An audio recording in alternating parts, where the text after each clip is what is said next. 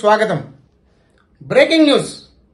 కొద్దిసేపటి క్రితం బనగానపల్లి మాజీ ఎమ్మెల్యే కాటసాని రామిరెడ్డి ముఖ్యమంత్రుడు అబ్దుల్ ఫైజ్ ను పోలీసులు అరెస్ట్ చేశారు. Breaking news. కొద్దిసేపటి క్రితం కాటసాని రామిరెడ్డి ముఖ్యమంత్రుడు అబ్దుల్ ఫైజ్ ను అరెస్ట్ చేసిన పోలీసులు ఈ వ్యవహారంలో ఆయనతో పాటు మరో ముగ్గురు కూడా అరెస్ట్ చేసినట్టు తెలియవస్తోంది.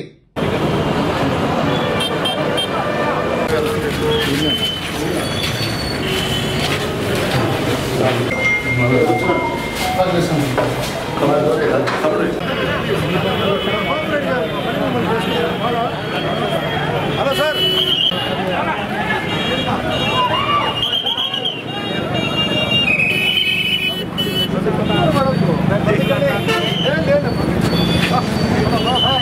పాడి పోవాలా మీరు బాబు కింద పడతావు వద్దు.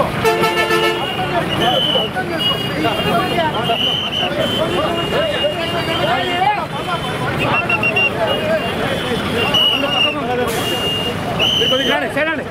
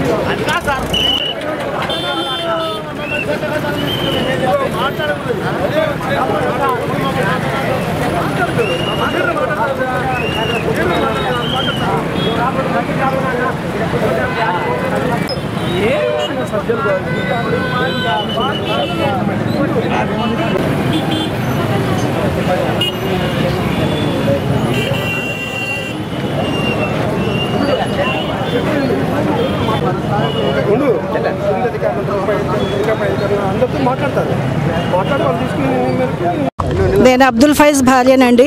వైసీపీ తరఫున మేము తిరిగినందుకు ఇది కక్ష సాధింపు చర్య. మేము పెళ్లి ఇంట్లో అందరం ఆడవాళ్ళమే ఉన్నాము. వాళ్ళ మనుషులే వచ్చారు, ఏదో ఒక సాకుతో మా ఇంట్లో దూరి మా వాళ్ళని కొట్టి కెమెరాలు ధ్వంసం చేసి మా ఆడవాళ్ళందరినీ బెదిరించి వాళ్ళే వెళ్ళినారు. మేమేం చేయలేదు.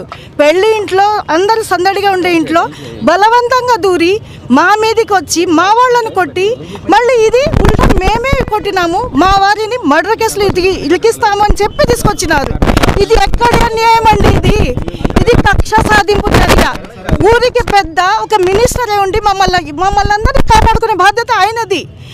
ఇంట్లో పెళ్ళి 3 రోజులు కూడా కాలేదు, పెళ్లి కూతురు తీసుకొని పెళ్లి కొడుకుని తీసుకొని వచ్చినాం. మేము సాయబుల్లము, పరదాలో ఉన్న వాళ్ళము. మా ఇంట్లో దూరి మా వాళ్ళను కొట్టి మమ్మల్ని భయభ్రాంతులను చేసి మమ్మల్ని ఉల్టాగా ఏం చేసినారు, మా మీదనే కేసులు పెడుతున్నారు. పెళ్లి కొడుకు ఏం చేసినాడండి, పెళ్లి కూతురు ఏం చేసింది మీకు అందరికీ తెలుసు. పెళ్లి ఇంట్లో ఎలా ఉంటుంది అనేది. ఇది ఎక్కడి అన్యాయం అని నేను అడుగుతున్నాను. పెళ్ళై 3 రోజులు కూడా కాలేదు. మమ్మల్ని అందరినీ కాపాడాల్సిన బాధ్యత ఊరికి పెద్ద ఆయన తరపు నుంచి మాకు ఇబ్బంది వస్తే మేము ఎవరి దగ్గరికి వెళ్ళాలి? ఇది ఎక్కడ అన్యాయం అండి? ఇది కక్ష సాధింపు చర్య. మా వారిని వెంటనే విడుదల చేయాలి. ఇది ఉల్టా కేసు చూడండి, ఇది తప్పుడు కేసు. మా వారిది ఏ తప్పు లేదు. దేవుని మీద ప్రమాణం చేసి చెప్తున్నాము. మేము దేవుని మీదకే వదిలేసినాను, ఆయన చూసుకుంటాడు. నేను చెప్పదలుచుకున్నది ఇదే. నేను ఫైజ్ వాళ్ళ అబ్బాయినండి. నేను ఫైజ్ అబ్బాయినండి. మొన్న పెళ్లిలో ఇట్లా డ్రోన్ గురించి కొంచెం ఇష్యూ జరిగింది. వాళ్ళు ఏమి చూడకుండా ఏమి చెప్పకుండా డైరెక్టర్ వచ్చి కొట్టడం, కెమెరాలని ధ్వంసం చేయడం అంతా జరిగింది. అయినా కూడా మేము ఎవరిని ఏం చేయలేదు. పెళ్ళింట్లో అందరు లేరు, అందరు బయటికి వెళ్ళినారు. అంత ఆడవాళ్ళు ఒకటే ఉన్నారు. ఆ టైంలో వచ్చి ఇలా చేసినారు, కొట్టినారు, బాగా డ్రోన్లన్నీ కొంచెం ధ్వంసం చేయడం జరిగింది. ఇప్పుడు మళ్ళీ ఎదురుగా మేమే వాళ్ళని కొట్టినామని చెప్పి తప్పుడు కేసుల్లో మా నాన్నగారిని నా మీద కేసు పెట్టినారు. పెళ్ళి 3 రోజులు అయింది, నా మీద కూడా కేసు పెట్టి మా పెద్దనాయన్ని కూడా కేసులో పెట్టినారు. పాపం ఎవరు ఏమి చేయలేదు, మేము కూడా ఎవరిని ఏం చెప్పలేదు. అయినా కూడా ఇట్లా తప్పుడు కేసుల్లో మమ్మల్ని ఇరికించి ఇంత ఇబ్బంది పెడుతున్నందుకు మేమైతే చాలా బాధపడుతున్నామండి. మా నాన్నగారిని అయితే ఖచ్చితంగా ఇప్పటికిప్పుడు వదిలేయాలని నేను కోరుకుంటున్నా. అంతేనండి.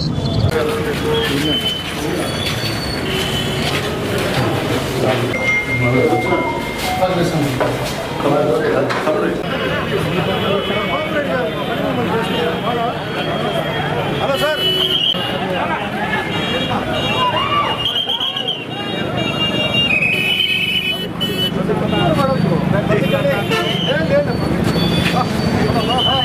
పండి పోవాలా మీరు రోడ్లు పడకూడదు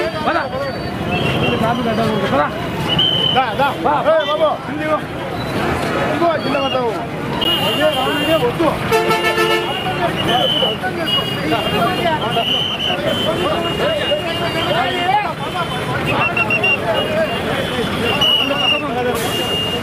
కొద్దిగా సరేండి